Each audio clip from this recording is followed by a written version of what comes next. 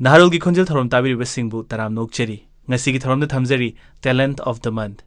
Ngasigi Talent of the Month Thorom da Lamdam Sigi Saknai Ravi folk fusion singer Rosy Heisnam ga Unajaduna Wari Watai Sabagi Thorom Tahanjagani Unajaduna Wari Watai Sajari ba Malemnganba Yumnam Lobirasi Talent of the Month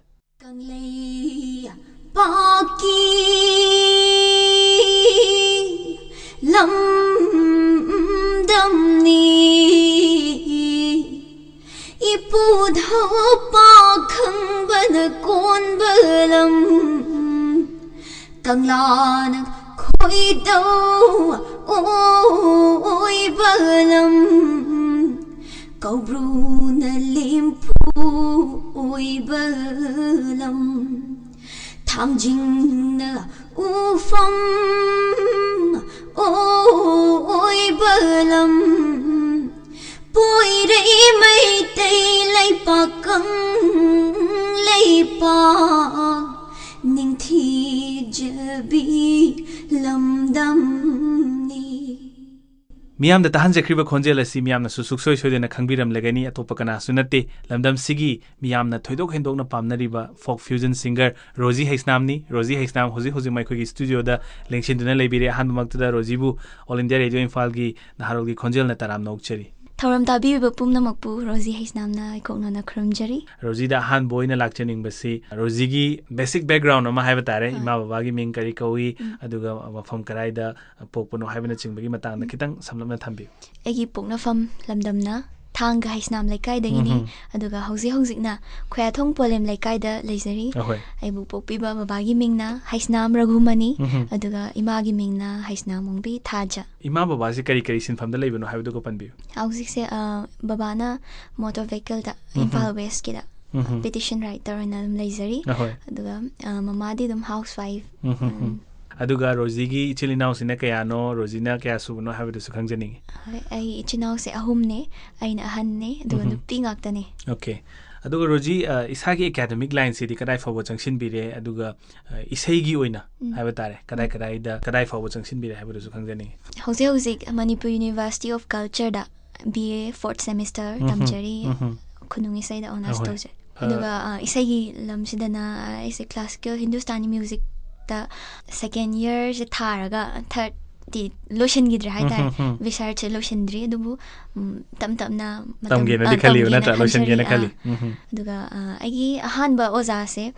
khunung se gi oina di oza maibam joy duga ani subada agi oza mayam na soina khangbi rabbi oza lorembam bedavti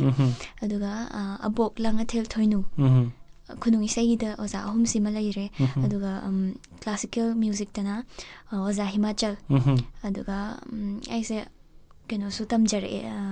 luhongbagi khotpagi maitai hauzik su adum luhongbagi maitai sai chachari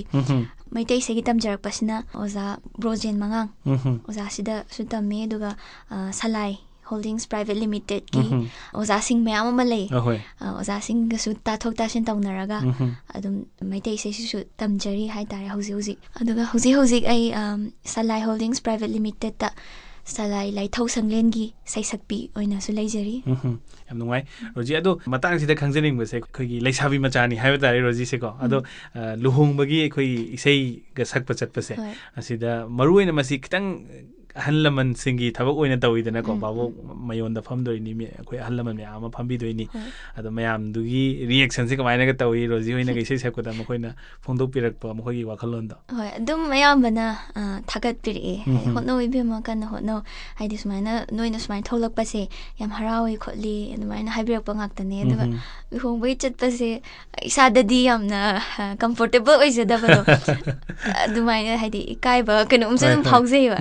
tarsu sai sakpini professions de layer banina sakta yadre aduna dum ikai na dum tawre mi amane ka tawge habada yaba pote nate ado kaina chingu kaina ga harak ko matang de kamai tawe Rosy ado ai kaina se huzufo di chingdri ba ꯍꯥꯏꯗꯤ ꯆꯤꯡꯕꯁꯨ ꯀꯤꯁꯨ ꯀꯤꯌꯦ ꯑꯗꯨꯒ ꯃꯌꯥꯝꯅꯗꯤ ꯁꯥꯎꯋꯦꯕ ꯅꯪꯅ ꯄꯨꯊꯣꯛꯍꯟꯅꯤꯡꯉꯒ ꯀꯩꯅꯥꯁꯦ ꯀꯩꯅꯥ ꯁꯦꯟꯅꯕꯤꯗꯣ ꯅꯪꯅ ꯑꯣꯏꯕꯤꯌꯣ ꯍꯥꯏꯔꯒ ꯑꯩꯈꯣꯏꯗꯤ ꯇꯧꯔꯒ ꯑꯩꯗꯤ ꯀꯩꯅꯥ ꯁꯦꯟꯅꯕꯤ ꯑꯇꯣꯞꯄ ꯇꯣꯉꯥꯟꯅ ꯄꯨꯏꯌꯦꯕ ꯑꯗꯨꯒ ꯃꯣꯏꯅ ꯁꯥꯎꯔꯛꯄꯁꯨ ꯑꯗꯨꯝ ꯌꯥꯎꯋꯦ ꯑꯩꯈꯣꯏꯅ ꯇꯧꯍꯟꯅꯤꯡꯕꯒ ꯅꯪ ꯇꯧꯔꯤꯁꯤꯒ ꯄꯨꯊꯣꯛꯍꯟꯅꯤꯡꯉꯤ ꯅꯪꯅ ꯄꯨꯊꯣꯛꯍꯟꯅꯤꯡꯕꯅꯤ ꯀꯥꯏꯅ ꯇꯧꯔꯒ ꯍꯥꯏꯔꯛꯄꯁꯨ ꯑꯗꯨꯝ ꯌꯥꯎꯋꯦ ꯑꯗꯨꯕꯨ ꯇꯝꯃꯒ ꯑꯗꯨꯝ ꯄꯨꯊꯣꯛꯀꯦꯅꯗꯤ ꯈꯜꯂꯦ ꯔꯣꯖꯤꯗ ꯑꯃꯨꯛ ꯃꯈꯥ ꯇꯥꯅ ꯂꯥꯛꯆꯅꯤꯡꯕꯁꯦ ꯃꯤꯌꯥꯝꯅ ꯁ꯭ꯇꯦꯖ ꯁꯛꯅꯔꯤꯕ ꯏꯁꯩꯒꯤ ꯁꯩꯁꯛꯁꯤꯡ ꯑꯗꯨꯒ ꯂꯥꯏꯠ ꯐ꯭ꯌꯨꯖꯟ ꯍꯥꯏꯕ ꯇꯥꯔꯦ ꯐꯣꯛꯀ ꯑꯩꯈꯣꯏ ꯐ꯭ꯌꯨꯖꯟ ꯇꯧꯕ ꯏꯁꯩꯒꯤ ꯁꯩꯁꯛꯁꯤꯡꯁꯤꯗ ꯃꯁꯤꯗꯅꯤ ꯔꯣꯖꯤꯅ ꯌꯥꯝꯅ ꯄꯥꯝꯅꯔꯤꯁꯦ ꯅꯠꯇ꯭ꯔꯥ ꯑꯗꯨꯅ ꯁꯤꯒꯨꯝꯕ ꯏꯁꯩꯒꯤ ꯁꯩꯁꯛꯁꯤꯗꯤ ꯃꯇꯧ ꯀꯔꯝꯅ ꯁꯛꯄ ꯍꯧꯔꯛꯈꯤꯕꯅꯣ ꯀꯅꯥꯅ ꯏꯍꯥꯟ ꯍꯥꯟꯅ ꯁꯤꯒꯨꯝꯕ ꯑꯃ ꯁꯦꯝꯁꯤ ꯀꯥꯏꯅ ꯁꯨꯝ ꯑꯣꯐꯔ ꯇꯧꯔꯛꯈꯤꯕ ꯂꯩ ꯑꯗꯨꯒꯤ ꯃꯇꯥꯡꯗꯁꯨ ꯇꯥꯛꯄꯤꯌꯨ ꯍꯣꯏ ꯑꯍꯥꯟꯕꯗ ꯑꯩꯁꯦ ꯁꯉꯥꯏꯒꯤ ꯏꯁꯩ ꯑꯃꯈꯛ ꯑꯩꯈꯣꯏ ꯑꯣꯖꯥ ꯕꯦꯗꯞꯇꯤꯒ ꯆꯦ ꯄꯨꯁꯄꯥꯔꯥꯅꯤꯒ ꯁꯛꯃꯤꯟꯅꯕ ꯏꯁꯩꯅꯦ ꯁꯤ ꯅꯝꯕꯁꯤꯗ ꯑꯣꯖꯥꯗꯤ ꯑꯍꯟ ꯑꯣꯏꯔꯦ ꯈꯣꯠꯂꯦ ꯇꯧꯔꯒ ꯑꯣꯖꯥꯅ ꯑꯩ ꯑꯣꯏꯅ ꯚꯤꯗꯤꯑꯣꯗꯨꯗ ꯊꯣꯛꯍꯟꯕꯁꯦ ꯑꯩ ꯑꯣꯏꯅ ꯊꯣꯛꯍꯟꯈꯤ ꯑꯣꯖꯥꯅꯗꯤ ꯁꯛꯄ ꯑꯩꯅ ꯑꯦꯛ ꯇꯧꯕꯅꯦꯕ ꯑꯗꯣ ꯏꯁꯩꯁꯦ ꯅꯝꯕ ꯆꯠꯄꯁꯤꯗ ꯋꯥꯡꯃꯒꯤ ꯈꯣꯏꯃꯨ ꯍꯥꯏꯔꯤꯕ ꯑꯩꯒꯤ ꯑꯍꯥꯟꯕ ꯏꯁꯩ ꯏꯕꯨꯡ ꯁꯨꯔꯃꯅꯤ ꯔꯤꯁꯤꯅ ꯃ꯭ꯌꯨꯖꯤꯛ ꯀꯝꯄꯣꯖ ꯇꯧꯕꯤꯈꯤꯕ ꯑꯃꯗꯤ ꯑꯩꯒꯤ ꯄꯥꯕꯨꯡ ꯃꯤꯡ ꯑꯣꯏꯅ ꯄꯟꯖꯔꯕꯗ ꯈꯥꯏꯗꯦꯝ ꯏꯃꯣ ꯄꯥꯕꯨꯡꯁꯤꯅ ꯏꯕꯤꯈꯤꯕ ꯃꯌꯦꯛꯅꯤ ꯑꯗꯨꯒ ꯃ꯭ꯌꯨꯖꯤꯛ ꯚꯤꯗꯤꯑꯣ ꯑꯣꯏꯅ ꯗꯤꯔꯦꯛꯁꯟ ꯄꯤꯕꯤꯈꯤꯕꯁꯤꯅ ꯑꯩꯒꯤ ꯏꯕꯨꯡ ꯃꯌꯥꯝꯅꯁꯨ ꯍꯦꯟꯅ ꯈꯪꯕꯤꯔꯕ ꯒ꯭ꯌꯥꯅꯟ ꯏꯕꯨꯡꯁꯤꯅ ꯗꯤꯔꯦꯛꯁꯟ ꯄꯤꯕꯤꯈꯤꯕꯅꯤ ꯁꯨꯃꯥꯏꯅ ꯑꯅꯧꯕ ꯀꯩꯅꯣꯝꯃ ꯐ꯭ꯌꯨꯖꯟ ꯑꯣꯏꯅ ꯄꯨꯊꯣꯛꯅꯤꯡꯉꯤ ꯍꯥꯏꯕꯤꯔꯛꯑꯦ ꯑꯗꯒꯤ ꯑꯩꯁꯨ ꯏꯟꯇꯔꯦꯁꯇꯣ ꯂꯩꯕꯅꯤꯅ ꯑꯩꯁꯨ ꯍꯥꯟꯅꯗꯒꯤ ꯑꯗꯨꯃꯥꯏꯅ ꯇꯧꯅꯤꯡꯉꯒ ꯑꯩꯁꯨ ꯑꯗꯨꯝ ꯁꯥꯒꯠꯂꯒꯗꯤ ꯂꯩꯕ ꯇꯧꯕꯗꯤ ꯄꯨꯊꯣꯛꯄꯗꯤ ꯉꯝꯖꯗꯕ ꯑꯗ ꯑꯩꯁꯦ ꯍꯔꯥꯎꯔꯦ ꯑꯗꯨꯃꯥꯏꯅ ꯍꯥꯏꯕꯤꯔꯛꯄꯗꯨꯗ ꯇꯧꯔꯁꯤ ꯈꯣꯠꯂꯁꯦꯅ ꯍꯔꯥꯎ ꯌꯥꯔꯦ ꯑꯗꯨꯒ ꯏꯕꯨꯡꯁꯤꯒ ꯇꯧꯔꯒ ꯋꯥꯡꯃꯒꯤ ꯈꯣꯏꯃꯨꯁꯤꯅ ꯏꯍꯥꯟ ꯍꯥꯟꯕ ꯑꯣꯏꯗꯣꯏꯅꯦꯕ ꯉꯁꯥꯏꯒꯤ ꯐꯣꯛ ꯐ꯭ꯌꯨꯖꯟꯁꯦ ꯑꯗꯨꯒ ꯔꯣꯖꯤ ꯑꯩꯈꯣꯏꯅ ꯑꯃꯨꯛ ꯃꯌꯥꯝꯅꯁꯨ ꯌꯥꯝꯅ ꯈꯪꯕꯤꯅꯤꯡꯂꯝꯒꯅꯤ ꯍꯥꯏꯅ ꯈꯜꯂꯤ ꯔꯣꯖꯤꯒꯤ ꯇꯣꯉꯥꯟꯕ ꯇꯣꯞ ꯇꯣꯞꯄ ꯃꯁꯛ ꯑꯃ ꯍꯥꯏꯔꯒꯗꯤ ꯑꯩꯈꯣꯏꯅ ꯁ꯭ꯇꯦꯖꯇ ꯀꯥꯈꯠꯂꯒ ꯏꯁꯩ ꯁꯛꯄꯤꯔꯛꯄ ꯃꯇꯝꯁꯤꯗ ꯑꯩꯈꯣꯏꯒꯤ ꯀꯔꯤ ꯍꯥꯏꯒꯅꯤ ꯃꯩꯇꯩ ꯆꯅු ꯑꯃꯒꯤ ꯆꯞ ꯆꯥꯕ ꯃꯁꯛ ꯍꯥꯏꯕ ꯇꯥꯔꯦ ꯑꯩꯈꯣꯏ ꯐꯅꯦꯛ ꯁꯦꯠꯄ ꯑꯗꯒꯤꯗꯤ ꯑꯩꯈꯣꯏ ꯐꯤ ꯏꯜꯂꯒ ꯑꯗꯒꯤꯗꯤ ꯂꯥꯏꯕꯛꯇ ꯃꯥꯂꯦꯝ ꯂꯩꯁꯥ ꯅꯝꯃꯀꯥꯟꯗ ꯏꯁꯩ ꯁꯛꯄꯒꯤ ꯃꯑꯣꯡ ꯑꯃ ꯍꯥꯟꯅ ꯑꯃꯨꯛꯇ ꯑꯩꯈꯣꯏꯅ ꯎꯔꯝꯗꯕ ꯃꯁꯛ ꯑꯃ ꯍꯥꯏꯕ ꯇꯥꯔꯦ ꯑꯩꯈꯣꯏꯅ ꯇꯣꯉꯥꯟ ꯇꯣꯉꯥꯟꯕ ꯃ꯭ꯌꯨꯖꯤꯛ ꯀꯟꯁꯔꯠꯁꯤꯡ ꯂꯥꯏꯠ ꯃ꯭ꯌꯨꯖꯤꯛꯀꯤ ꯀꯟꯁꯔꯠꯁꯤꯡꯁꯤꯗꯁꯨ ꯏꯆꯜꯅ ꯑꯩꯈꯣꯏꯒꯤ ꯃꯆꯠ ꯑꯃ ꯑꯣꯏꯅ ꯁꯨꯃꯥꯏꯅ ꯁꯛꯇꯝ ꯑꯃ ꯉꯥꯛꯑꯒ ꯊꯝꯕꯤꯔꯛꯂꯤꯕꯁꯦ ꯃꯁꯤꯗꯤ ꯀꯔꯤ ꯋꯥꯈꯜꯂꯣꯟꯗꯒꯤꯅꯣ ꯑꯗꯨꯒ ꯍꯣꯏ ꯏꯆꯜꯅ ꯁꯛꯂꯤꯕ ꯁꯩꯁꯛꯇꯨꯒꯤ ꯆꯥꯅꯅꯕ ꯁꯦꯝꯕꯤꯈꯤꯕ꯭ꯔꯥ ꯀꯔꯤ ꯋꯥꯈꯜꯗꯒꯤꯅꯣ ꯍꯥꯏꯕꯗꯨꯁꯨ ꯈꯪꯖꯅꯤꯡꯉꯤ ꯑꯩ ꯍꯥꯟꯅꯗꯩꯁꯨ ꯐꯅꯦꯛ ꯁꯦꯠꯄ ꯑꯩꯈꯣꯏꯒꯤ ꯅꯥꯠꯀꯤ ꯑꯣꯏꯕ ꯐꯤꯖꯣꯜꯁꯤꯡꯁꯦ ꯌꯥꯝ ꯄꯥꯝꯖꯔꯛꯑꯦ ꯈꯪꯗꯦ ꯄꯣꯛꯄꯗꯒꯤ ꯑꯗꯨꯝ ꯌꯥꯎꯖꯔꯕ ꯍꯥꯏꯒꯗ꯭ꯔꯥ ꯑꯗꯨꯅ ꯑꯗꯒꯤ ꯑꯩꯅ ꯁꯛꯏꯕ ꯁꯩꯁꯛꯁꯤꯁꯨ ꯑꯗꯨꯗꯒꯤ ꯁꯤꯒꯤ ꯃꯊꯛꯇ ꯑꯃꯨꯛ ꯑꯩꯈꯣꯏꯒꯤ ꯃꯥꯡꯈꯤꯒꯗꯧꯔꯕ ꯑꯩꯈꯣꯏꯒꯤ ꯆꯠꯅꯕꯤ ꯐꯤꯖꯦꯠ ꯆꯛꯆꯥꯁꯤꯡꯁꯦ ꯃꯥꯡꯈꯤꯒꯗꯧꯔꯦ ꯍꯥꯏꯕꯒꯤ ꯑꯩꯉꯣꯟꯗꯁꯨ ꯃꯤꯄꯥꯏꯕ ꯑꯃ ꯐꯥꯎꯖꯔꯛꯑꯦ ꯃꯊꯟꯇ ꯑꯗꯨꯝ ꯂꯥꯛꯆꯩꯌꯦ ꯑꯗꯨꯒ ꯁꯤꯒꯤꯗꯃꯛꯇ ꯀꯟꯅꯤꯡꯕꯒꯤ ꯑꯃꯗꯤ ꯃꯩꯇꯩ ꯆꯅꯨ ꯑꯃ ꯑꯣꯏꯇꯥꯔꯒꯗꯤ ꯁꯦꯠꯇꯕ ꯌꯥꯗ꯭ꯔꯕ ꯐꯤꯖꯣꯜ ꯁꯛꯇꯝꯗꯨꯃꯗꯤ ꯀꯟꯕ ꯃꯊꯧ ꯇꯥꯏ ꯃꯩꯇꯩ ꯆꯅꯨꯃꯒꯤ ꯑꯁꯦꯡꯕ ꯁꯛꯇꯝꯗꯨꯅꯤ ꯑꯗꯣ ꯁꯤ ꯀꯟꯖꯅꯤꯡꯕꯒꯤꯗꯃꯛꯇꯁꯨ ꯁꯦꯠꯆꯈꯤꯕꯅꯤ ꯍꯣꯏ ꯑꯗ ꯔꯣꯖꯤ ꯑꯃꯨꯛ ꯍꯧꯖꯤꯛ ꯃꯌꯥꯝꯅ ꯑꯩꯈꯣꯏꯗꯒ ꯁꯨꯝ ꯔꯣꯖꯤꯅ ꯁꯨꯃꯥꯏꯅ ꯁꯦꯠꯂꯤꯁꯦ माꯅ ꯏꯜꯂꯤꯕ ꯐꯤꯁꯤꯡꯁꯦ ꯌꯥꯝ ꯑꯇꯥꯡꯕ ꯉꯥꯛꯇꯅꯤ ꯑꯗꯣ ꯅꯨꯡꯇꯤꯒꯤ ꯏꯁꯩ ꯁꯛꯂꯛꯄ ꯃꯇꯝ ꯆꯠꯄ ꯃꯇꯝꯁꯤꯗ ꯑꯩꯈꯣꯏ ꯒꯥꯔꯤꯗ ꯐꯝꯃꯛꯀꯗꯣꯏꯅꯤ ꯑꯗꯩꯗꯤ ꯀꯟꯁꯔꯠ ꯑꯃꯗꯩ ꯑꯃ ꯆꯠꯄ ꯃꯇꯝꯁꯤꯗꯗꯤ ꯑꯗꯨꯝ ꯐꯤꯔꯣꯟꯁꯤꯡꯁꯦ ꯑꯩꯈꯣꯏ ꯃꯐꯝ ꯃꯔꯥꯡ ꯈꯪꯉꯝꯃꯣꯏ ꯍꯥꯏꯗꯤ ꯐꯝꯖꯟꯕ ꯅꯩꯁꯟꯕ ꯁꯨꯛꯇꯦꯛ ꯅꯥꯇꯦ ꯑꯗꯨꯝ ꯂꯩꯔꯝꯒꯅꯤ ꯑꯗꯣ ꯌꯥꯝ ꯇꯥꯡꯕ ꯃꯃꯜ ꯌꯥꯝꯕ ꯐꯤꯔꯣꯜ ꯉꯥꯛꯇꯅꯤꯅ ꯃꯁꯤ ꯀꯃꯥꯏꯅ ꯇꯧꯏ ꯔꯣꯖꯤ ꯍꯣꯏꯅ ꯏꯁꯩ ꯁꯛꯄꯗ ꯐꯪꯉꯛꯏꯕ ꯄꯩꯁꯥꯁꯤꯒ ꯉꯁꯥꯏ ꯀꯣꯁꯇ꯭ꯌꯨꯝꯗꯣ ꯂꯥꯡꯅꯕ ꯍꯣꯠꯅꯕꯒ ꯀꯃꯥꯏꯅ ꯇꯧꯏ ꯑꯗꯨꯒꯤ ꯃꯇꯥꯡꯗꯁꯨ ꯇꯥꯛꯄꯤꯌꯨ ꯏꯁꯩ ꯁꯛꯄꯗ ꯐꯪꯉꯛꯏꯕ ꯄꯩꯁꯥꯁꯤꯗꯤ ꯀꯣꯟꯅꯗ꯭ꯔꯦ ꯇꯁꯦꯡꯅ ꯍꯥꯏꯔꯒꯗꯤ ꯀꯣꯟꯅꯗꯦꯕ ꯐꯤꯔꯣꯜ ꯂꯩꯕꯗ ꯐꯤ ꯑꯃꯗ ꯍꯧꯖꯤꯛ ꯌꯥꯝ ꯇꯥꯡꯉꯦ ꯍꯥꯏꯗꯤ ꯏꯟꯅꯕ ꯌꯥꯕ ꯐꯤ ꯑꯃꯗ ꯍꯧꯖꯤꯛ 5,000ꯗꯒꯤꯗꯤ ꯀꯩꯁꯨ ꯇꯥꯗ꯭ꯔꯕ ꯉꯥꯛꯇ ꯑꯣꯏ ꯑꯗꯨꯅ ꯈꯔꯗꯤ ꯋꯥꯏ ꯃꯦꯅꯦꯖ ꯇꯧꯕꯗ ꯑꯗꯨꯏꯁꯨ ꯑꯗꯨꯝ ꯂꯩ ꯑꯗꯨꯝ ꯑꯌꯥꯝꯕꯅꯗꯤ ꯂꯩꯌꯦ ꯑꯗꯨꯕꯨ ꯅꯨꯡꯁꯤꯕꯤꯗꯅ ꯁ꯭ꯄꯣꯟꯁꯔ ꯇꯧꯕꯤꯔꯛꯄ ꯈꯣꯠꯄ ꯑꯗꯨꯝ ꯌꯥꯎꯋꯦ ꯑꯆꯧꯕ ꯏꯚꯦꯟꯠꯇ ꯁ꯭ꯄꯣꯟꯁꯔ ꯇꯧꯕꯤꯕ ꯈꯣꯠꯄꯗꯤ ꯑꯗꯨꯝ ꯌꯥꯎꯋꯦ ꯑꯗꯣ ꯍꯣꯏ ꯆꯠꯄꯗ ꯀꯟꯁꯔꯠ ꯆꯠꯄ ꯈꯣꯠꯄ ꯅꯨꯃꯤꯗꯥꯡ ꯊꯦꯡꯅ ꯆꯠꯄ ꯈꯣꯠꯄ ꯅꯨꯃꯤꯠ ꯆꯨꯞꯄ ꯑꯃ ꯑꯗꯨꯝ ꯆꯠꯇꯣꯏꯅꯤ ꯐꯤ ꯃꯌꯥꯝꯁꯤꯁꯨ ꯑꯗꯨꯝ ꯀꯩꯅꯣ ꯇꯧꯗꯅꯕ ꯍꯣꯠꯅꯩꯌꯦ ꯑꯗꯨꯝ ꯏꯁꯥꯅ ꯁꯦꯟꯅꯩꯌꯦꯕ ꯌꯥꯝ ꯀꯟꯅ ꯇꯔꯪꯗꯤ ꯆꯠꯂꯝꯃꯔꯣꯏ ꯔꯣꯖꯤ ꯅꯠꯇ꯭ꯔꯥ ꯍꯧꯖꯤꯛꯁꯦ ꯑꯃꯨꯛ ꯌꯣꯟꯕ ꯌꯥꯔꯗꯤ ꯑꯃꯨꯛ ꯅꯧꯅ ꯌꯣꯟꯒꯗꯧꯕꯅꯦ ꯑꯗ ꯔꯣꯖꯤꯗꯒꯤ ꯑꯩꯈꯣই माना इनगिबा फी फजबा मयामजे अमुक अखोई रोजीदगी पांबीबा यावरगसु अमुक ममन खरा हंजनबिरगा लौबीबा यागनी हाइबा वाफमजु थमजगे याम नुंगाई रोजी मसी सुम नोकनबगी हाइजबनी अदुगा रोजी इसाना सक्पीखिबा इसेसिंगी मरक्तगी यामना पामजबा हाइबा तारे इसे मतंग ताबिरिबा सिंगी खनबिरगा खुदोल तंबियु अनौबदगी ओइना लखचरगे नक्ता नौना फोंजखिबा इबुंग अमरजीत लौरेंबम म्यूजिक कंपोजर अमदी सिंगर अमसो ओइबिरेबा इबुंगसिना कंपोज तौबिखिबने दु प्रीति युमनाम आइगे इमानबी सिना इबिखिबने पाइमन नौना मीबा पुक्ता पालो युम्बा कोई कगनबी निंगोल समला Roji makhatana lakjaning basi ngasai leiba isegi saisaksi Roji hoina sakpi rise concert sing se yamana khogi maruina light music hairaga khoina western gi type khitang changsin ba mongi saising se yam hoina loina saknare natra aduna adagi di classical hindustani classical khitang nak pai saising se yam loin sakne do type of audience se Roji hoina sum thengna birak pada sai salak pamatamda mogi response se kamai tawi habadi ngasai ba khay arang ba natragana top top pai sai masak ama taramaga Roji thola ga sai salak pamatamda di mogi reaction se kamai le han badadi aina tholak ba haidi sakpa kuidringai matamdadi ayam pakhatlame haidi lainarami ba han adagi hongna folk fusion sidi naungna tawkhalakpanina aingonda yamna pakhatchabam di phawe haidi singer actor heba mayam si ki marak sida ikamaina smaina folk fusion ga sakpasi mayamna pambigadra kaina chingnaba adum phawdaba nate phawgiba adubu saaba matungdadi mayamgi reaction se adum pukning thaugatpiba mayamgi adum clapping kai mayam se adum phanggi nungaina adum sakhi ahamada pakhalamaga su hositi adum nungaina adum chatli hoi khoina yam nungai jari basi anoba horakliba generation angang no pi macha sing sai kaklakpa adagi di folk music taga hena changsilakpa hana violin tamna bo honar mado sisina pena tamna bo honarak pase sisu an achouba khoigi kari haini positive sign amane na khoina su logje aduga masida Roji khoigi su achouba credit amadi leiri bane haina yamna thagat chaningi yam nungai jai makhatana lakchaning base isai sakpa chatpa haibasi maktabu manipur gi chatnabi side khoi nongmoda isai sai pham mari manga dum nangna ba chena bani atopa mafam singidi nongmoda concert ama saaga loire natra ado manipur gi chatnabi sida khoisu yaurabani concert mafam amadagi mafam amada chatnaba honaba adugi lambi da thengnaba khudong chadaba sing nungai taba singi matang nasu mayam da khitang paudambiu hauzik lairiba manipur gi matami segi chatliba khongchasidadi adum ayambana numidang athengbada ahingda dum halakpa yawe aduna akiba tuzung pase dum phawe adi kari tholakadagi haibagi mi paiba adum badi dum phawe kudong thiba ma tholak targa su khoi masel hadi artist masen singer masen oiro musician da oiro khoi masen je cooperation tawnaraga dum pau do function tawraga khoi masen je dum pau mating pangnei dum nusi janana amaga mating pangnaraga dum chatminai yam chumi ama mathing chatpanina wakhalda mi pai ba charangna badu dum phawirangune adubu artist masen gi oiba siguma cooperation ama Roji na panbi basisu yam nungai je aduga Roji akhoi saisak pi amoina adu artist amoina yam nungai jaba yamna thamoida penjakhiba mikup sing soidina yawbiramgani anga punsi da ngasi fawo thengna birakpa journey sida khwaidagi nungai khiba asadugi moment do madi kawbungam de kaina khanjaba moment sing ningsing bi hoi moment se aigi ahan ba isai se phongba numit se sigi nungdang sida thengba ahing phawdane keno comment se mayam ki YouTube ta thagat khamatung sida comment ka pawagi haidi nam isai do nambada wakiba mayam do thengnarubada comment to pa matamda aingonda awabsing do lain pung kaw gibado adusu yamna nungaiba mikup amne agi aduga mayamna aina isai sakpa matamda mayamdagi positive response haitare babu audience mayamdagi phangbodo mayamnaga waga noktana khotana khubak khubidana appreciation tawbibado adu sise khoi artist ki di yamna adudagi hena mamal yamba leitre natra artist amana mai pakna miyamgi thogal chatpa haibasi imung manungi support si yamna tangai fadabra ina khali ado imung sigi oina Roji na su machanupi ahalni haina ngasai panbikre ima baba gi side tegi aduga imung manung singi side tegi di kamaina lei support se akhoi imung manung da isai nongmai gi smaina art ki lambi se tawraise aina ahan bane haijab tare haidi mamang da khoi haidi imari haitare khoi gi mari mata singda khoi pupu thanggi mayamgi saknaraba khongjom parba sai sakpa Heisnam mangol jaw pupu se lerame adu tarsu nauna asmaina no generation aduga agi kaka imo Heisnamba lila mai ibiba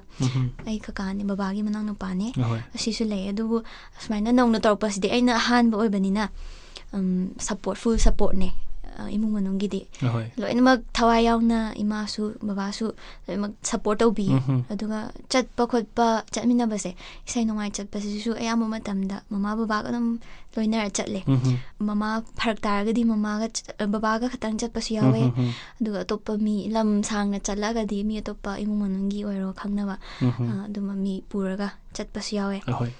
support se imung manunggidi full support ne hai jabatare dai aina sumaina tawrai sisu imagi babagi support yaudana ai thandana tawbadi ngamba na chade aduna aigi credit se ima babada bijaningi amadi aibu takpi tambireba oza sing ga wari se kitang amuk light mode ta purak na bahai tare ko kai gamba Rosy se singer oina leibiri se singer oiram da batara di kari oiram do male ise dum general line da tamdharaga like adi like makha tamdharaga ise aina yam pamjabase IAS oibase yam pam IAS officer mo oina ba kan hotnarangani hoi adoragadi administrative service pa me na takpi bane ko adu kai sukai de adu degi hena masak thokpa pot sak amani hosi Rosy hoina changsin biriba sisu kana gumba mana yamna kanna lairik paraga IAS officer oikibadi yai tawadabu kana gumba mana kanna honaraga saisakpi oibasi dingam khidabasu yai na tra misi pithorak pa ma su tangai fadana mapoki yawgadabani haino jaguru singna su dum hainari baduni imung manungi khoi ngasai ichil khoi inaunupi ani su leiri haina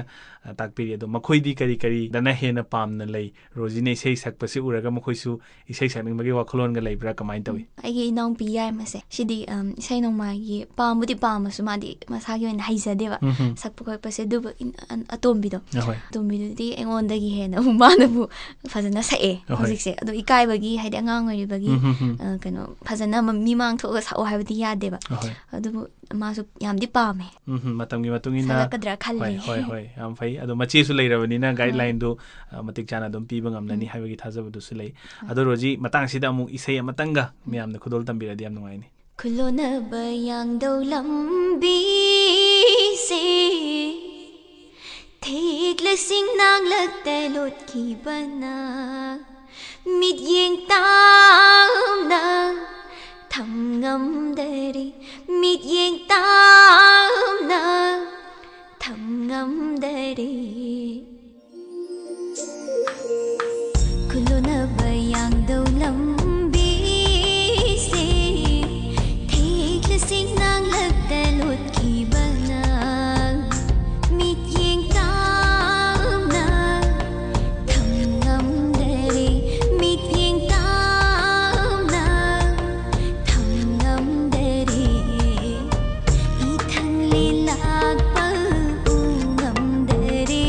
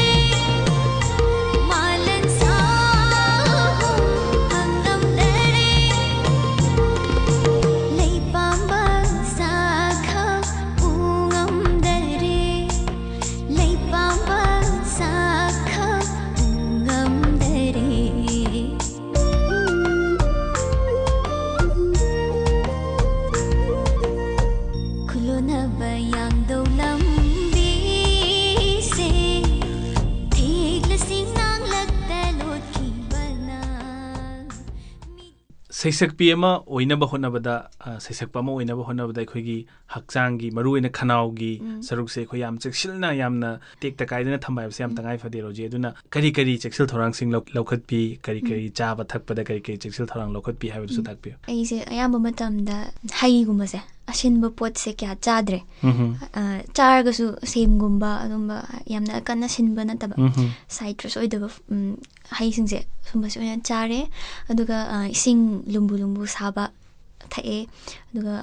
ꯃꯔꯛꯇꯁꯨ ꯑꯗꯨꯝ ꯈꯅꯥꯎꯁꯦ ꯊꯨꯝꯒ ꯇꯧꯔꯒ ꯏꯁꯤꯡ ꯑꯁꯥꯕ ꯇꯧꯔꯒ ꯇꯦꯡꯕ ꯑꯗꯨꯒ ꯀꯪꯂꯥꯌꯦꯟꯒꯨꯝꯕ ꯐꯨꯠꯂꯒ ꯃꯍꯤꯗꯣ ꯊꯛꯄꯤꯕ ꯁꯨꯃꯥꯏꯅ ꯇꯧꯋꯤ ꯑꯇꯩꯗꯤ ꯀꯩꯁꯨ ꯊꯣꯏꯗꯣꯛꯄꯗꯤ ꯑꯗꯨꯒ ꯌꯥꯝꯅ ꯀꯟꯅꯁꯨ ꯑꯦꯛꯁꯄꯣꯖ ꯇꯧꯗꯕ ꯈꯅꯥꯎꯁꯦ ꯅꯨꯡꯁꯤꯠꯅ ꯀꯩꯅ ꯌꯩꯍꯟꯕꯤꯗꯕ ꯑꯗꯣ ꯔꯣꯖꯤ ꯑꯩꯈꯣꯏꯒꯤ ꯀꯟꯁꯔꯠ ꯆꯠꯄꯁꯤ ꯃꯅꯤꯄꯨꯔꯒꯤ ꯆꯠꯅꯕꯤ ꯑꯃ ꯑꯣꯏꯅ ꯏꯁꯩꯁꯦ ꯅꯣꯔꯃꯦꯂꯤ ꯂꯣꯏꯁꯤꯟꯅꯔꯤꯁꯤ ꯄꯨꯡ 12ꯗꯒꯤꯅ ꯄꯨꯡ 3-4 ꯇꯥꯕꯐꯥꯎ ꯑꯗꯨꯝ ꯌꯥꯎꯔꯤꯅꯤꯀꯣ ꯑꯗꯣ ꯃꯁꯤꯗꯒꯤ ꯃꯌꯥꯝꯒꯤ ꯄꯦꯟꯅꯕ ꯍꯣꯠꯅꯔꯨꯔꯒ ꯍꯜꯂꯛꯑꯅꯤ ꯋꯥꯔꯕꯅꯤꯅ ꯑꯐꯪꯕ ꯈꯔ ꯆꯥꯁꯤꯜꯂꯒ ꯇꯨꯝꯅꯕ ꯍꯣꯠꯅꯔꯝꯗꯣꯏꯅꯤ ꯑꯗꯣ ꯏꯁꯥꯒꯤ ꯍꯛꯆꯥꯡ ꯁꯣꯛꯂꯛꯇꯅꯕ ꯍꯦꯜꯊ ꯀꯦꯌꯔꯁꯤꯗꯤ ꯀꯃꯥꯏꯅ ꯂꯧꯈꯠꯄꯤ ꯃꯁꯤ ꯃꯔꯨꯑꯣꯏꯅ ꯏꯃꯥꯅ ꯌꯦꯡꯁꯤꯟꯕꯤꯕ꯭ꯔꯥ ꯀꯃꯥꯏꯅ ꯇꯧꯋꯤ ꯍꯣꯏ ꯌꯦꯡꯁꯤꯜꯂꯦ ꯑꯩ ꯏꯁꯥꯅ ꯀꯦꯌꯔ ꯂꯧꯕꯗꯒꯤ ꯏꯃꯥꯅ ꯀꯦꯌꯔ ꯂꯧꯕꯤꯕꯅ ꯍꯦꯜꯂꯦ ꯑꯗꯨꯝ ꯍꯜꯂꯛꯑꯅꯤ ꯑꯍꯤꯡꯗꯨꯗ ꯑꯗꯨꯝ ꯆꯥꯛꯇꯣ ꯑꯗꯨꯝ ꯑꯌꯤꯡꯕ ꯆꯥꯕꯁꯨ ꯑꯗꯨꯝ ꯌꯥꯎꯔꯦ ꯍꯥꯏꯗꯤ ꯋꯥꯃꯜꯂꯛꯇꯅ ꯑꯗꯨꯒ ꯑꯗꯨꯝ ꯁꯥꯍꯜꯂꯒ ꯈꯣꯠꯂꯒ ꯆꯥꯕꯁꯨ ꯑꯗꯨꯝ ꯌꯥꯎꯋꯦ ꯑꯅꯧꯕ ꯄ꯭ꯔꯣꯖꯦꯛ ꯃꯌꯥꯝ ꯑꯃꯗꯤ ꯑꯗꯨꯝ ꯆꯪꯁꯤꯟꯕꯤꯔꯝꯒꯅꯤ ꯑꯗꯨꯒ ꯃꯌꯥꯝꯗꯨꯒꯤ ꯃꯔꯛꯇ ꯍꯧꯖꯤꯛ ꯀꯔꯤ ꯑꯅꯧꯕ ꯔꯤꯁꯦꯟꯠ ꯇꯥꯏꯝꯗ ꯃꯌꯥꯝꯅ ꯈꯨꯗꯣꯜ ꯇꯝꯕꯤꯒꯗꯕ ꯄ꯭ꯔꯣꯖꯦꯛꯁꯤꯡ ꯂꯩꯔꯤ ꯍꯥꯏꯕꯗꯨꯝꯇꯪꯒ ꯈꯪꯍꯟꯕꯤꯌꯨ ꯑꯅꯧꯕꯁꯦ ꯃꯌꯥꯝꯕꯨꯗꯤ ꯄꯨꯊꯣꯔꯛꯅꯕ ꯍꯣꯠꯅꯖꯔꯤ ꯃꯅꯨꯡꯗ ꯁꯣꯝꯗ ꯁꯦꯝꯖꯔꯤ ꯃꯌꯥꯝꯒꯤꯗꯃꯛꯇ ꯑꯅꯧꯕ ꯍꯥꯏꯗꯤ ꯐ꯭ꯌꯨꯖꯟ ꯔꯣꯃꯥꯟꯇꯤꯛꯄꯨ ꯑꯣꯏꯔꯣ ꯑꯗꯒꯤ ꯄꯨꯊꯣꯛꯀꯦꯅ ꯈꯟꯖꯔꯤ ꯑꯣꯔꯤꯖꯤꯅꯦꯜ ꯐꯣꯛ ꯐꯥꯎꯗ ꯑꯩꯅ ꯈꯟꯖꯔꯤꯕ ꯄꯨꯊꯣꯛꯆꯒꯦꯅ ꯃꯌꯥꯝꯗ ꯇꯥꯕ ꯐꯪꯉꯨꯗ꯭ꯔꯕ ꯃꯌꯥꯝ ꯑꯃ ꯑꯩꯈꯣꯏꯒꯤ ꯐꯣꯛꯀꯤ ꯈꯨꯅꯨꯡ ꯏꯁꯩꯒꯤ ꯑꯣꯏꯕ ꯃꯑꯣꯡꯗ ꯑꯗꯨꯝ ꯄꯨꯊꯣꯛꯀꯦꯅ ꯈꯟꯖꯔꯤ ꯑꯗꯨꯒ ꯍꯧꯖꯤꯛꯁꯦ ꯂꯥꯏꯑꯣꯏꯈ꯭ꯔꯕ ꯑꯣꯖꯥ ꯑꯀꯥꯕ ꯃꯤꯡ ꯑꯣꯏꯅ ꯄꯟꯖꯔꯕꯗ ꯑꯣꯖꯥꯁꯤꯅ ꯏꯕꯤꯔꯝꯕ ꯑꯩꯈꯣꯏꯒꯤ ꯂꯩꯖꯔꯤꯕ ꯏꯌꯣꯡꯗ ꯁꯥꯕ ꯐꯤ ꯁꯤꯒꯤ ꯍꯥꯏꯗꯤ ꯃꯥꯡꯈꯤꯒꯗꯧꯔꯕ ꯀꯩꯅꯣꯁꯦ ꯐꯤ ꯑꯩꯈꯣꯏꯒꯤ ꯅꯥꯠꯀꯤ ꯑꯣꯏꯕ ꯏꯌꯣꯡꯒꯤ ꯐꯤ ꯃꯌꯥꯝꯁꯦ ꯃꯥꯂꯦꯝ ꯄꯨꯝꯕ ꯁꯤꯟꯕ ꯊꯨꯡꯅ ꯈꯪꯍꯜꯂꯝꯁꯤ ꯍꯥꯏꯕ ꯊꯤꯝꯁꯤꯗ ꯕꯦꯁ ꯇꯧꯕ ꯏꯁꯩ ꯑꯃꯁꯨ ꯀꯟꯅ ꯍꯧꯖꯤꯛ ꯁꯦꯝꯖꯔꯤ ꯑꯗꯨꯒ ꯑꯅꯧꯕ ꯍꯥꯏꯗꯤ ꯔꯣꯃꯥꯟꯇꯤꯛ ꯁꯣꯡ ꯍꯥꯏꯗꯤ ꯆꯨꯝꯅꯒꯤ ꯃꯌꯥꯝꯅ ꯑꯗꯨꯝ ꯀꯃꯟ ꯑꯣꯏꯕ ꯐ꯭ꯌꯨꯖꯟꯕꯨꯗꯤ ꯑꯣꯏꯖꯔꯒꯁꯨ ꯔꯣꯃꯥꯟꯇꯤꯛ ꯑꯣꯏꯕ ꯑꯗꯨꯒ ꯑꯗꯨꯝꯕꯁꯨ ꯃꯌꯥꯝ ꯁꯦꯝꯖꯔꯤ ꯑꯣꯀꯦ ꯐꯤꯜꯝꯗ ꯄ꯭ꯂꯦꯕꯦꯛ ꯇꯧꯕꯤꯌꯨ ꯀꯥꯏꯅ ꯂꯥꯛꯄꯁꯦ ꯄ꯭ꯔꯣꯄꯣꯖꯦꯜꯁꯦ ꯃꯁꯤꯒꯨꯝꯕꯗꯤ ꯂꯥꯛꯇꯕ꯭ꯔꯥ ꯀꯃꯥꯏꯅ ꯇꯧꯋꯤ ꯐꯤꯜꯝꯒꯤꯁꯦ ꯑꯗꯨꯝ ꯁꯛꯆꯈ꯭ꯔꯦ ꯃꯃꯥꯡꯗꯁꯨ 5-6 ꯑꯗꯨꯝ ꯁꯛꯈ꯭ꯔꯦ ꯑꯗꯣ ꯑꯅꯧꯕ ꯂꯥꯛꯄꯁꯦ ꯑꯗꯨꯝ ꯈꯔ ꯑꯗꯨꯝ ꯂꯥꯛꯑꯦ ꯑꯗꯨꯒ ꯁꯛꯄꯤꯔꯤꯕ ꯁꯩꯗꯥꯁꯤꯗꯤ ꯉꯁꯥꯏꯒꯤ ꯐꯣꯛ ꯐ꯭ꯌꯨꯖꯟꯗꯣ ꯉꯥꯛꯇ ꯑꯌꯥꯝꯕ ꯑꯣꯏꯕ꯭ꯔꯥ ꯀꯃꯥꯏꯅ ꯇꯧꯋꯤ ꯑꯩꯒꯤ ꯑꯣꯏꯅꯗꯤ ꯍꯥꯏꯗꯤ ꯑꯇꯣꯞꯄ ꯀꯩꯅꯣꯗ ꯖꯅꯔꯗ ꯁꯛꯑꯣ ꯈꯣꯠꯂꯣꯅ ꯍꯥꯏꯔꯛꯄꯁꯨ ꯌꯥꯎꯋꯦ ꯑꯗꯨꯕꯨ ꯑꯩꯅ ꯑꯗꯨꯝ ꯌꯥꯗꯦꯕ ꯑꯩꯅ ꯂꯩꯖꯔꯤꯕ ꯀꯩꯅꯣꯁꯤꯗ ꯁꯩꯁꯛꯁꯤꯗ ꯑꯗꯨꯝ ꯂꯩꯖꯒꯦ ꯑꯩꯅꯁꯨ ꯄꯥꯝꯖꯕꯅꯤꯅ ꯂꯥꯝꯁꯤꯜꯂꯨꯕꯗꯣ ꯄꯥꯝꯗꯕ ꯅꯤꯡꯗ꯭ꯔꯦꯕ ꯑꯩꯅ ꯁꯛꯎꯕꯗꯣ ꯑꯃꯨꯛ ꯑꯗꯨꯒꯨꯝꯕ ꯖꯣꯅꯔ ꯃꯌꯥꯝꯗꯨꯗꯤ ꯑꯗꯨꯒꯨꯝꯕ ꯁꯛꯄ ꯃꯤ ꯃꯌꯥꯝ ꯑꯃ ꯑꯗꯨꯃꯛ ꯂꯩꯔꯤ ꯅꯠꯇ꯭ꯔꯥ ꯌꯥꯝ ꯆꯨꯝꯃꯤ ꯌꯥꯝ ꯐꯖꯕ ꯗꯤꯁꯤꯖꯟꯅꯤ ꯍꯥꯏꯅꯁꯨ ꯑꯩꯅ ꯍꯥꯏꯖꯅꯤꯡꯉꯤ ꯃꯇꯝꯁꯤꯁꯨ ꯂꯣꯏꯁꯤꯜꯂꯛꯑꯦꯅ ꯂꯧꯖꯔꯒ ꯂꯝꯗꯝꯁꯤꯒꯤ ꯍꯧꯔꯛꯂꯤꯕ ꯅꯍꯥꯁꯤꯡ ꯃꯔꯨꯑꯣꯏꯅ ꯍꯧꯖꯤꯛꯁꯤ ꯑꯩꯈꯣꯏꯒꯤ ꯂꯝꯗꯝꯁꯤꯗ ꯌꯥꯝꯅ ꯀꯤꯅꯤꯡꯉꯥꯏ ꯑꯣꯏꯔꯕ ꯃꯑꯣꯡ ꯑꯃꯗ ꯗ꯭ꯔꯒꯀꯤ ꯂꯥꯡꯁꯤꯗ ꯆꯪꯁꯤꯟꯈꯤꯕꯒꯨꯝꯕ ꯑꯩꯈꯣꯏꯒꯤ ꯅꯍꯥꯁꯤꯡ ꯑꯗꯒꯤꯗꯤ ꯈꯔ ꯑꯃꯅ ꯑꯩꯈꯣꯏꯒꯤ ꯀꯔꯤ ꯍꯥꯏꯅꯤ ꯁꯥꯏꯕꯔ ꯀ꯭ꯔꯥꯏꯝꯒꯤ ꯇꯣꯉꯥꯟꯕ ꯀꯦꯁꯦꯁ ꯃꯌꯥꯝ ꯑꯃ ꯊꯦꯡꯅꯔꯤꯀꯣ ꯑꯗꯣ ꯃꯁꯤꯒꯤ ꯃꯇꯥꯡꯗꯗꯤ ꯑꯥꯔꯇꯤꯁ ꯑꯃ ꯑꯣꯏꯅ ꯔꯣꯖꯤꯒꯤꯗꯤ ꯐꯦꯟ ꯐꯣꯂꯣꯋꯤꯡ ꯃꯌꯥꯝ ꯑꯃ ꯂꯩꯕꯤꯔꯤꯅꯤ ꯑꯗꯨꯅ ꯃꯌꯥꯝꯗꯨꯗ ꯔꯣꯖꯤꯅ ꯍꯥꯏꯔꯒꯗꯤ ꯌꯥꯔꯅꯤ ꯀꯥꯏꯅ ꯈꯟꯕ ꯍꯥꯏꯗꯤ ꯔꯣꯖꯤꯅ ꯍꯥꯏꯔꯗꯤ ꯂꯣꯏꯔꯦ ꯑꯩꯈꯣꯏꯗꯤ ꯀꯥꯏꯅ ꯍꯥꯏꯖꯕ ꯃꯌꯥꯝꯁꯨ ꯂꯩꯔꯝꯗꯣꯏꯅꯤ ꯃꯌꯥꯝꯗꯨꯗ ꯀꯔꯤ ꯃꯔꯨꯞ ꯃꯄꯥꯡꯁꯤꯡꯗꯨꯗ ꯀꯔꯤ ꯋꯥꯈꯜꯂꯣꯟꯁꯤꯡ ꯊꯝꯕꯤꯅꯤꯡꯉꯤ ꯍꯥꯏꯗꯤ ꯑꯃꯨꯛꯇꯪ ꯄꯣꯛꯄ ꯄꯨꯟꯁꯤꯁꯤꯗ ꯑꯩꯈꯣꯏꯅ ꯅꯤꯁꯥ ꯆꯥꯗꯅ ꯗ꯭ꯔꯒ ꯁꯤꯖꯤꯟꯅꯗꯅ ꯈꯣꯠꯇꯅ ꯄꯨꯟꯁꯤꯕꯨ ꯃꯥꯡꯍꯟꯕꯁꯦ ꯇꯧꯕꯤꯒꯅꯨ ꯏꯁꯥ ꯐꯅ ꯂꯩꯁꯦ ꯆꯥꯎꯈꯠꯅꯕ ꯍꯣꯠꯅꯃꯤꯟꯅꯁꯦ ꯏꯔꯝꯗꯝꯁꯤꯕꯨ ꯀꯟꯅꯕ ꯃꯥꯡꯗꯅꯕ ꯍꯣꯠꯅꯃꯤꯟꯅꯁꯦ ꯑꯗꯨꯒ ꯃꯔꯨꯑꯣꯏꯅ ꯍꯥꯏꯖꯅꯤꯡꯕꯁꯦ ꯁꯥꯏꯕꯔ ꯀ꯭ꯔꯥꯏꯝ ꯍꯥꯏꯗꯤ ꯍꯧꯖꯤꯛ ꯃꯌꯥꯝ ꯇꯧꯔꯤꯕ ꯑꯩꯉꯣꯟꯗ ꯏꯁꯥꯗꯁꯨ ꯊꯣꯛꯄ ꯌꯥꯝ ꯌꯥꯎꯔꯦ ꯑꯩ ꯁꯥꯔꯒ ꯐꯦꯛ ꯑꯦꯀꯥꯎꯟ ꯃꯌꯥꯝ ꯑꯃ ꯍꯥꯡꯗꯅ ꯈꯣꯠꯇꯅ ꯃꯤꯗꯒꯤ ꯄꯩꯁꯥ ꯂꯧꯊꯣꯛꯄ ꯑꯗꯨꯝꯕ ꯃꯌꯥꯝ ꯊꯦꯡꯅꯩ ꯌꯥꯝ ꯅꯨꯡꯉꯥꯏꯇꯦꯕ ꯑꯗꯨ ꯁꯨꯝꯕ ꯃꯌꯥꯝꯁꯦ ꯇꯧꯕꯤꯒꯅꯣꯅ ꯍꯥꯏꯖꯔꯤ ꯃꯌꯥꯝ ꯄꯨꯝꯅꯃꯛꯇ ꯍꯥꯏꯗꯤ ꯏꯟꯈꯠꯂꯛꯏꯕ ꯅꯍꯥꯔꯣꯜꯁꯤꯡꯁꯤꯅ ꯍꯦꯜꯂꯦꯕ ꯇꯧꯕꯁꯨ ꯋꯥꯈꯜ ꯇꯥꯗꯕꯁꯦ ꯃꯣꯏꯗ ꯌꯥꯝ ꯋꯥꯠꯂꯦ ꯑꯗꯨꯅ ꯁꯤ ꯃꯌꯥꯝꯁꯦ ꯇꯧꯕꯤꯒꯅꯨ ꯑꯩꯈꯣꯏꯗꯁꯨ ꯁꯣꯛꯑꯦ ꯍꯥꯏꯗꯤ ꯃꯌꯥꯝꯅ ꯁꯛ ꯈꯪꯕꯤꯔꯕ ꯑꯩꯈꯣꯏ ꯃꯌꯥꯝꯁꯤꯗ ꯁꯨꯃꯥꯏꯅ ꯇꯧꯕꯤꯕꯁꯦ ꯑꯩꯈꯣꯏ ꯐꯦꯝ ꯍꯥꯏꯒꯗ꯭ꯔꯥ ꯑꯩꯈꯣꯏꯗꯁꯨ ꯃꯤꯡꯆꯠꯇꯁꯨ ꯌꯥꯝꯅ ꯑꯊꯤꯕ ꯑꯃ ꯑꯣꯏꯔꯛꯀꯅꯤ ꯈꯪꯗꯕ ꯃꯤꯅꯗꯤ ꯂꯥꯟꯅ ꯂꯧꯈꯤꯗꯣꯏꯅꯤ ꯑꯁꯦꯡꯕ ꯑꯣꯏꯔꯕꯣꯏ ꯅꯤꯡꯗꯅ ꯔꯣꯖꯤ ꯍꯩꯁꯅꯥꯝꯅ ꯁꯨꯃꯥꯏꯅ ꯐꯦꯁꯕꯨꯛ ꯑꯦꯀꯥꯎꯟ ꯑꯃꯗ ꯁꯨꯃꯥꯏꯅ ꯇꯧꯔꯦ ꯍꯥꯏꯔꯒꯗꯤ ꯐꯖꯗꯕ ꯑꯃꯗ ꯆꯠꯈꯤꯗꯣꯏꯅꯤ ꯍꯣꯏ ꯉꯁꯥꯏ ꯑꯦꯀꯥꯎꯟ ꯄꯥꯏꯔꯤꯕꯗꯨꯗꯤ ꯔꯣꯖꯤ ꯁꯥꯅ ꯄꯥꯏꯕ ꯅꯠꯇꯕꯅꯤꯅ ꯇꯧꯔꯤꯕ ꯊꯕꯛꯇꯨꯗꯤ ꯔꯣꯖꯤꯒꯤ ꯀꯟꯇ꯭ꯔꯣꯜꯗꯗꯤ ꯂꯩꯕ ꯅꯠꯇꯕ ꯁꯤꯒꯨꯝꯕ ꯃꯌꯥꯝꯁꯦ ꯇꯧꯕꯤꯒꯅꯨꯅ ꯑꯃꯨꯛꯀꯁꯨ ꯍꯟꯅ ꯍꯥꯏꯖꯔꯤ ꯍꯣꯏ ꯌꯥꯝꯅ ꯐꯖꯕ ꯋꯥꯈꯜꯂꯣꯟꯅꯤ ꯃꯌꯥꯝꯒꯤ ꯊꯧꯒꯜ ꯐꯪꯅꯕ ꯍꯣꯠꯅꯕꯗ ꯑꯋꯥꯕ ꯃꯌꯥꯝ ꯑꯃ ꯊꯦꯡꯅꯔꯤꯅꯤ ꯑꯗꯨꯒꯤ ꯃꯊꯛꯇꯨꯗ ꯍꯣꯏ ꯅꯨꯡꯁꯤꯕꯤꯕꯗꯒꯤ ꯍꯥꯡꯕꯤꯕ ꯑꯣꯏꯔꯝꯕꯗꯤ ꯌꯥꯏ ꯑꯗꯨꯕꯨ ꯍꯣꯏ ꯂꯥꯟꯅ ꯁꯤꯖꯤꯟꯅꯕꯤꯕꯗꯨꯗꯤ ꯇꯧꯕꯤꯒꯅꯨ ꯍꯥꯏꯕ ꯐꯦꯟ ꯀ꯭ꯂꯕꯀ ꯍꯥꯡꯕꯤꯗꯅ ꯈꯣꯠꯇꯅ ꯇꯧꯕꯗꯨꯗꯤ ꯑꯩꯁꯨ ꯍꯔꯥꯎꯖꯩ ꯌꯥꯝ ꯅꯨꯡꯉꯥꯏꯖꯩ ꯑꯗꯨꯕꯨ ꯂꯥꯟꯅ ꯁꯤꯖꯤꯟꯅꯕꯤꯒꯅꯨ ꯍꯥꯏꯖꯔꯤ ꯌꯥꯝ ꯐꯖꯕ ꯋꯥꯈꯜꯂꯣꯟꯅꯤ ꯑꯗꯨꯒ ꯍꯧꯖꯤꯛ ꯏꯆꯜꯅ ꯇꯥꯛꯄꯤꯔꯤꯕꯁꯤ ꯃꯌꯥꯝꯅ ꯇꯥꯕꯤꯔꯒꯗꯤ ꯁꯣꯏꯗꯅꯃꯛꯀꯤ ꯏꯆꯜꯒꯤ ꯋꯥꯐꯝꯁꯦ ꯂꯧꯁꯤꯟꯕꯤꯒꯅꯤ ꯍꯥꯏꯕꯒꯤ ꯊꯥꯖꯕꯗꯨꯁꯨ ꯊꯝꯖꯩ ꯑꯗꯣ ꯔꯣꯖꯤ ꯂꯣꯏꯁꯤꯜꯂꯛꯄꯁꯤꯗ ꯑꯃꯨꯛ ꯏꯁꯩ ꯑꯃꯇꯪꯒ ꯈꯨꯗꯣꯜ ꯇꯝꯕꯤꯔꯒꯗꯤ ꯌꯥꯝ ꯅꯨꯡꯉꯥꯏꯅꯤ ꯑꯗꯨꯒ ꯃꯌꯥꯝꯒꯁꯨ ꯀꯥꯏꯅꯅꯕ ꯍꯣꯏ ꯍꯥꯏꯗꯤ ꯑꯩꯒꯤ ꯏꯟꯇꯔꯚ꯭ꯌꯨꯁꯤꯕꯨ ꯇꯥꯕꯤꯔꯤꯕ ꯃꯌꯥꯝ ꯄꯨꯝꯅꯃꯛ ꯀꯪꯂꯩꯄꯥꯛꯁꯤꯗ ꯂꯩꯔꯤꯕ ꯃꯌꯥꯝ ꯄꯨꯝꯅꯃꯛꯇ ꯈꯨꯗꯣꯜ ꯇꯝꯖꯒꯦ ꯑꯔꯣꯏꯕ ꯏꯁꯩ ꯑꯣꯏꯅ ꯃꯤꯆꯤ ꯀꯥꯔꯟ ꯁꯥꯖꯤꯟꯕ ꯃꯤꯠꯃꯩ ꯃꯣꯃꯣꯟ ꯉꯥꯏꯅꯣꯛꯄ ꯅꯤꯡꯉꯣꯜ ꯄꯥꯏ ꯃꯅꯨꯡ ꯑꯣꯟꯕ ꯄꯥꯈꯪ ꯈꯣꯡꯗꯣꯏ ꯍꯨꯜꯂꯛꯂꯣ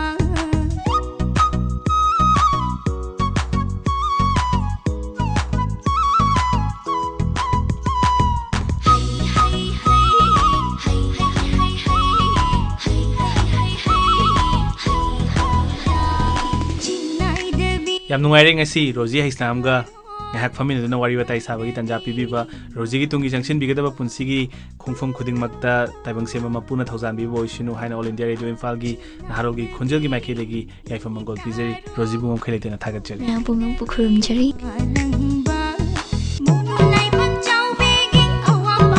ꯉꯁꯤꯒꯤ ꯇꯦꯂꯦꯟꯠ ꯑꯣꯐ ꯗ ꯃꯟꯊ ꯊꯧꯔꯝꯗ ꯇꯥꯕꯤꯈ꯭ꯔꯦ ꯂꯝꯗꯝꯁꯤꯒꯤ ꯁꯛꯅꯥꯏꯔꯕꯤ ꯌꯥꯝꯅ ꯅꯍꯥ ꯑꯣꯏꯔꯤꯕꯤ ꯐꯣꯛ ꯐ꯭ꯌꯨꯖꯟ ꯁꯤꯡꯒꯔ ꯔꯣꯖꯤ ꯍꯩꯁꯅꯥꯝꯒ ꯑꯈꯟꯅꯅ ꯎꯅꯗꯨꯅ ꯋꯥꯔꯤ ꯋꯥꯇꯥꯏ ꯁꯥꯕꯒꯤ ꯊꯧꯔꯝ ꯎꯅꯗꯨꯅ ꯋꯥꯔꯤ ꯋꯥꯇꯥꯏ ꯁꯥꯖꯈꯤꯕ ꯃꯥꯂꯦꯝꯉꯥꯟꯕ ꯌꯨꯝꯅꯥꯝ ꯊꯧꯔꯝ ꯑꯁꯤ ꯇꯥꯍꯟꯖꯈꯤꯕꯒ ꯂꯣꯏꯅꯅ ꯉꯁꯤꯒꯤꯗꯃꯛꯇꯗꯤ ꯅꯍꯥꯔꯣꯜꯒꯤ ꯈꯣꯟꯖꯦꯜ ꯊꯧꯔꯝ ꯁꯟꯗꯣꯛꯆꯕ ꯃꯇꯥꯡ ꯑꯁꯤꯗ ꯂꯣꯏꯁꯤꯟꯖꯔꯤ ꯊꯧꯔꯝ ꯇꯥꯕꯤꯔꯤꯕ ꯈ꯭ꯋꯥꯏ ꯈꯨꯗꯤꯡꯃꯛꯄꯨ ꯑꯃꯨꯛ ꯍꯟꯅ ꯈꯨꯔꯨꯝꯖꯔꯤ